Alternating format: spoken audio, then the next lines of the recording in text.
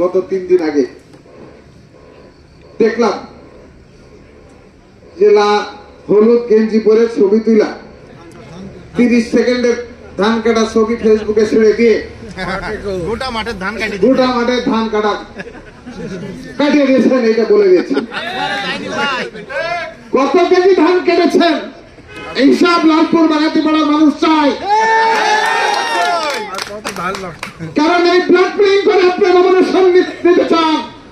আর লালপুর বাগাতিপাড়ার মানুষের ধান কেটে দিয়েছেন এই কথা বলবে। ধান যখন কেটেছেন আসুন মানুষের গাছ লাগাই, খেজুরের গাছ লাগাই, আসুন মানুষের আত্মাই করি, আসুন মানুষের কুসুম লাগায়, মানুষের বাদাম লাগায়।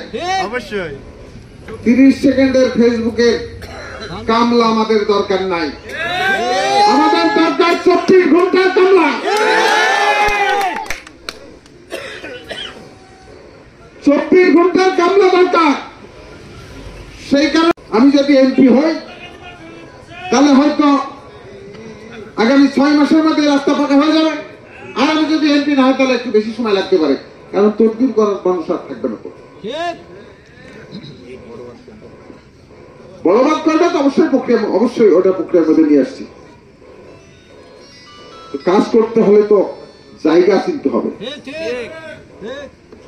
আমার কষ্ট লাগে যারা আপনারা প্রার্থী নিয়ে ঘুরছেন, রহিমপুর আর উদয়পাড়া কোন গ্রাম, কোন রাস্তা দিয়ে কোন দিকে যাবে, কোনটা চকবাদ করে যাবে আর কোনটা বড়বাদ করে যাবে, যদি প্রার্থী যদি বলতে পারে তাহলে আমি আর জীবনে রাজনীতি করবো।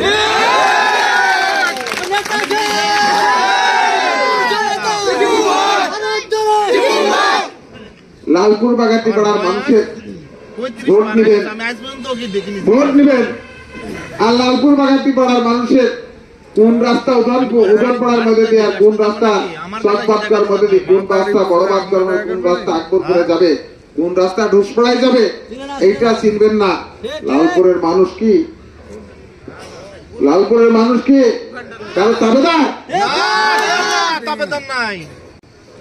সেই কারণে গত 3 দিন আগে দেখলাম যে হলুদ গেঞ্জি পরে ছবি তুলা 30 সেকেন্ডের ধান কাটা ছবি ফেসবুকে ছেড়ে দিয়ে গোটা মাঠের ধান কাটা কাটিয়ে দিয়েছেন। এটা বলে দিয়েছেন কত কেজি ধান কেটেছেন এইসব লালপুর বাগাতিপাড়ার মানুষ চায়, কারণ এই ব্লাড প্রিন্ট করে আপনি নমিনেশন দিতে চান। আর লালপুর বাগাতিপাড়ার মানুষের ধান কেটে দিয়েছেন এই কথা বলবে। ধান যখন কেটেছেন আসুন মানুষের গাছ লাগাই, খেজুরের গাছ লাগাই, আসুন মানুষের আত্মাই করি,